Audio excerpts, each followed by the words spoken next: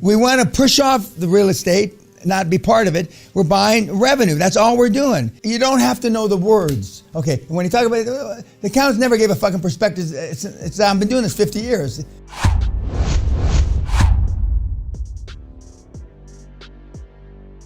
But you're paying overtime when you work on the weekends, and that's why many surgeons don't work on the weekends. But I mean, the profit margin in vascular surgery is pretty big. But where a surgery that he used to get $18,000 for, now he gets $9,000 because the insurance companies have cut back in payouts dramatically. But that's one of the reasons why he didn't continue in the vascular surgery roll-up. But in medicine, the hottest thing is telemedicine.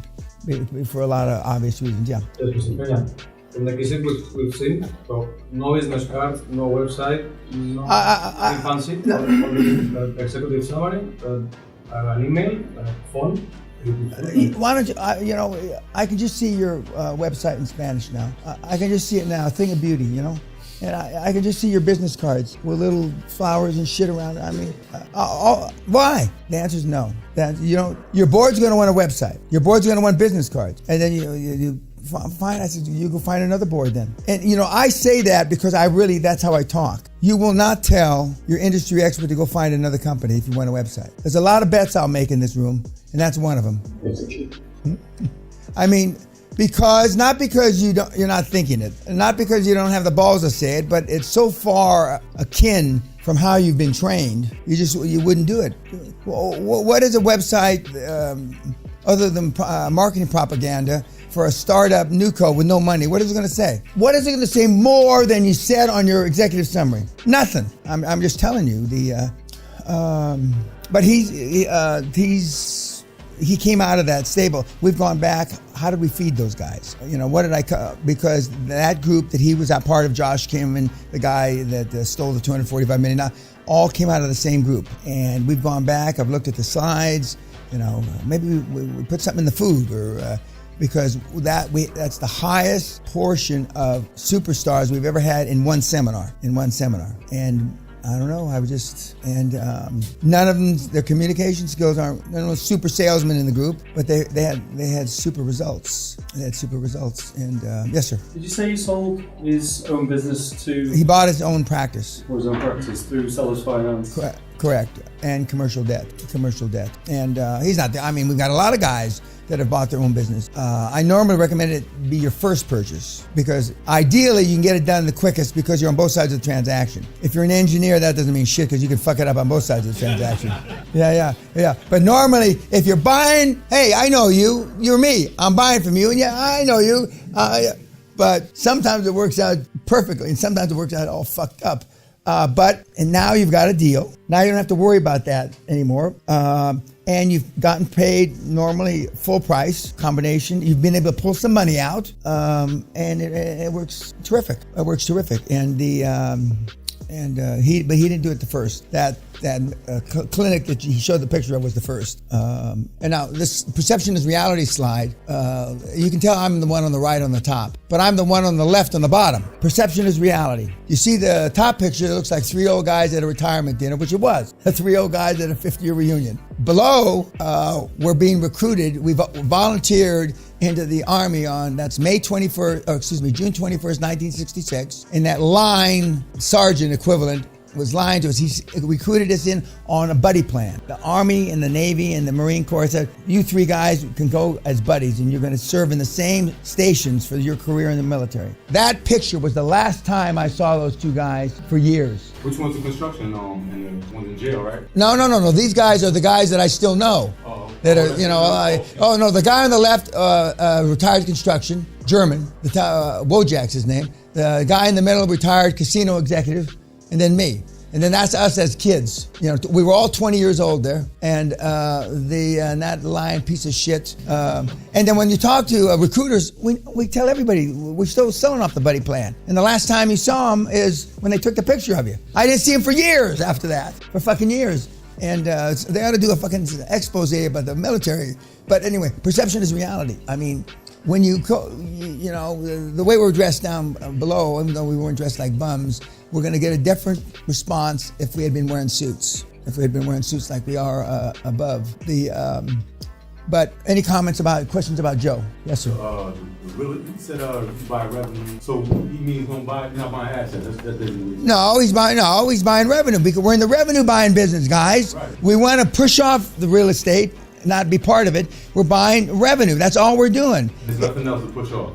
Well, no, there is. A lot of times the revenue is going to be associated with real estate. But let me take a lease on that. Let me take an option, a 10-year option to buy in 3 years. Okay. You don't want to use up your powder on property because the property is going to increase the EBITDA you're paying for it because of the value it brings. If you buy $1 million business with $1 million property, that means you're buying a $2 million asset, and the cash flow probably just barely covers the $1 million. So you want to push off, and that you do that by asking or demanding, for that matter. You just walk away. Fine, it's a great business, but I mean, and they want you to buy the real estate. They built the building, bespoke building, thinking that someday that when they sold the business, they could keep the building as an extra income. And that's exactly what you tell them. Fine, we'll increase the rent 20%. You keep the property, and I have an option to buy it in 3 to 5 years. And normally they'll do that because you're not cheating them. There's nothing wrong with it. He increased the lease. Pardon? The lease on the property. He signed a bigger. Well, I'm sure he's going to increase the lease. He's not going to get. But sometimes the real problem is he doesn't own the building. The property guy down the street owns the building. He doesn't tell the property guy that he's selling his practice. Now you've sold the practice, and on almost all leases is a change of ownership clause. If there's more than a 50% change of ownership, the lease is null and void. So now you got to go back to the owner of the building, and renegotiate the lease. After you've already bought the fucking building, you're fucked. So you've got to tell the dental or the medical, in this particular case, medical professional, I want you to go to the owner of the building and renegotiate the lease. Because once they see it's you and you've got no alternative, they're going to bend you over. Just like a good Dutchman, they're going to bend you over. So you want the current tenant to renegotiate the lease. You want an extension for 5 years, you'll tell them. But several of the kids, unfortunately, even though I say this in the seminar and it's in the thumb drive, the seller doesn't want to tell the landlord because then he's going to have to tell the employees. A lot of these deals you're going to buy, they're not telling their employees until the day the fucking thing closes because they're afraid the employees will get nervous, leave, steal. In Italy, mostly steal, not leave. And so one of the questions you've got in your quality of earnings, have the employees or other business partners been notified that you're selling? And they'll lie to you. Can't believe it, huh? They'll lie to you and say yes. And then you'll say, but I'd like to double check, can I just pick any 3 employees? And then they'll say, well, no, and then they'll back up and retrench. But if the employees don't know, when they know, then you can start your selling pitch, how they're going to get equity, how they're going to get cash bonuses, and they're going to want to stay. If you close on Friday and open up in your name on Monday, if anybody shows up, I'm surprised. But what the seller is worried about, if you tell them 6 weeks before, they'll steal it. Well, this is a slight exaggeration. They'll steal everything, or they'll misdirect patients, which all happens. They'll cut a deal with another, doctor. Every patient I send you, I get $200 or whatever. Yep. Could you go over in a little bit more detail what equity the employees of the acquired company will get and why? No. Well, there's several ways to do it. The easiest way is to put together a 10% stock option plan. The employee stock option plan, 10%. And that 10% comes one of 2 ways. You either dilute everybody 10%, or because you're a rich, beneficent Chinese person, you take 10% out of yours. We know what they're going to do, right? They're going to dilute everybody 10%, okay? Oh, the black man's laughing back here. Oh, you're a rich, beneficent black guy. You know which way it's going to go, right? You're going to take, But, so it comes. So what you do is you issue, if you've got 1 million shares, you issue another 100,000 shares, you put it in the employee stock option plan, okay? And then for employees to stay a year or more, they get some pro rata amount of the shares. And when now they have nothing. Now I got asked a few weeks ago, or a few months ago, how do you know they've got no ownership in the company? Because I've been doing this almost 50 years, and I've yet to see anybody have any ownership that the regular owner would give the employees. So Now, they're always the first, but so I know they won't, and I know they'll be impressed. And the way you get their attention, remember, financial motive must prevail. When they find out that they're going to be able to join, and it's not, you don't make them join the stock option plan. It's voluntary. But when they see there's no downside to being in it, we're going to give you stock, and if you buy options, we'll double it. You don't have to buy them, but if you do, we'll match it. There's no downside. It's really a built-in savings plan, and a lot of people like that.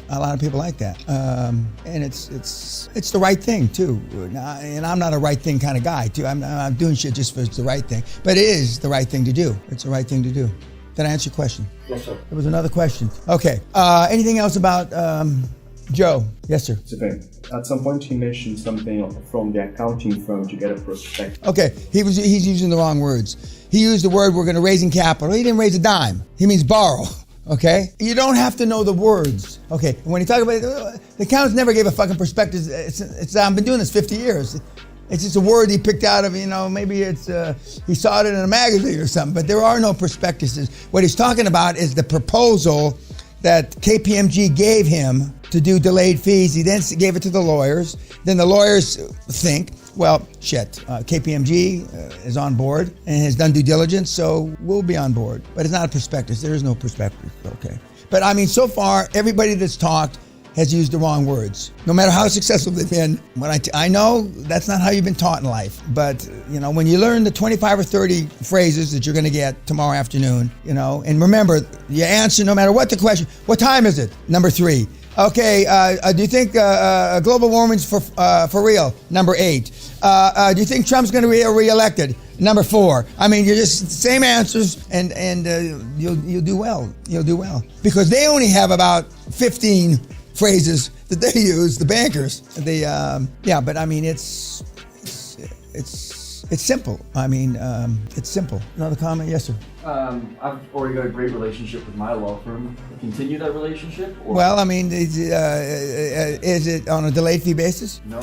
Well, they'll never switch to delayed fees. Those of you that have lawyers and accountants, if you can convince, and you've been paying them, if you can convince them for a delayed fee basis, please let me know, because that'll be a first. Because there's no reason for them, 2 years, 5 years, or 46 years, you've been paying them, for them to all of a sudden to go to the management committee of their partnership and say, oh yeah, we're now switching to a delayed fee basis where the risk is all on us. That's not going to happen. It's not because they're not great lawyers. That has nothing to do with it. But unless you want to pay these guys, you can give them the opportunity, but I've never seen anybody accept it. And then they're going to say, okay, how many deals? And you're going to say you want it uncapped. They're going to say they'll cap it. But normally the delayed fees are capped at 3 transactions. 3 failed transactions. If you fail on 3, then they say they can't do any more work for you. You go out and do transactions and you come back to them with a successful transaction. Do you use those outside lawyers as your personal lawyers? No. You should always have separate lawyers. That's a good question for the wrong reason. Okay, you should always have your own personal lawyer. Always your own personal lawyer that's representing you. I went to a board meeting a few months ago. We got great representation. We're there for the first meeting, like we talk about, and I walk in with my own lawyer, and company lawyers wanted to know why. 2 of the board members wanted to know why, and then Tim, they wanted to know, when when the meetings open up, you stand up. My name's Dan, and you talk a little bit about yourself, and then Joe, I'm a lawyer partner. But when it gets around to Tim, he says, "Well, I've represented Dan for decades, and I'm here to make sure that he's around for me to represent for more decades." That was his introduction. You always want your own lawyer, and you pay for your own lawyer out of your pocket, not out of the company's pocket, which will be a strange occurrence for some of you, if not all of you. Yeah. Did he went to meetings with you too? No, the last board meeting. No, the penultimate, the second to last board meeting I went to one of you guys, not you guys, but I mean a mentee in Los Angeles. I brought my own lawyer because there were some sticky subjects. Because some of the banks are going to tell you they want all the directors to sign. Some of the banks will tell you they want financials on all the directors. Some of the banks will say that we want everybody more than 20% to guarantee the note. That's pretty much, there's no coincidence why I always have 19%, because 20% seems to be the threshold. And when they say that you want the directors' financials, fuck off. When they say that they want the directors' tax returns, fuck off. When they say they want the directors to guarantee, fuck off. You'll soften it up, but remember, you didn't recruit these guys to show their net worth, tax returns. You recruited them for their expertise. But some of the banks, it's in their playbook. But normally that'll be a young, inexperienced banker, because nobody that's got a half a brain that's on a board is going to guarantee any fucking corporate debt. Once in a while, maybe there are some idiots running around, but I haven't met one any time or any recently. But they will they're on the other side. If you don't ask, you don't get. But I mean, the truth of the matter is, when most of you that don't have any assets, you guarantee these notes, it means nothing. A guy that's got a $20,000 net worth guaranteeing a $5 million debt, I mean, it's not worth anything, you know. Josh Kim and his 15-speed bicycle, what's that guarantee worth? How much does a 15-speed bicycle racing bike cost? A couple grand? $5. Oh, five was worth more than I thought it was. We should have put that bike down, Josh. You know. The fuck, I didn't know they would cost that kind. But you could, it only weighed like 2 pounds or 3 pounds. I mean, it was really light. Yeah. Anyway, well, now he's big. Now he's living large, like I want you to live large. From a 15-speed bicycle to $1 million race car. That's a quantum fucking leap. But that's a good. We got a lot of good stories. But in your account, and you say it right, it's the same thing. Pardon? In your account, and you say it right, it's the same thing with your hard to see. Yeah, but you want two different accountants on the board. You want one to be CFO, and you want another one. You want two.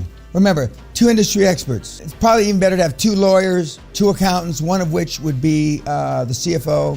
Your CEO and chairman might be a lawyer. I like two, because you want second opinions. And in fact, what you really want is, when your law firm says something, you want both lawyers on your team to say the same thing. So you really got three opinions. You want, because it's your neck, guys. You're the one that has 60 or 70% of this thing. And it all goes down the fucking toilet. You're the one that loses. I mean, even if you cut this pie up all screwy, you're going to have 60%. You're going to have 60%. And what did you put in? Nothing. Now, that doesn't mean just because you didn't put in anything and you put in nothing doesn't mean you deserve nothing. And some people will argue that. And I needless to say, I hope I don't have to tell them to fuck off, or however you say fuck off, I've taken it into, I used to have a guy, I've taken your suggestions into consideration, Mr. Pena. And at the best of times, I would think that your ideas are ludicrous. Yes. At worst of times, I think that you're crazy. That was his way of telling me, English guy. That was his way of telling me, fuck off, Dan. I'm not, what are you smoking, Dan?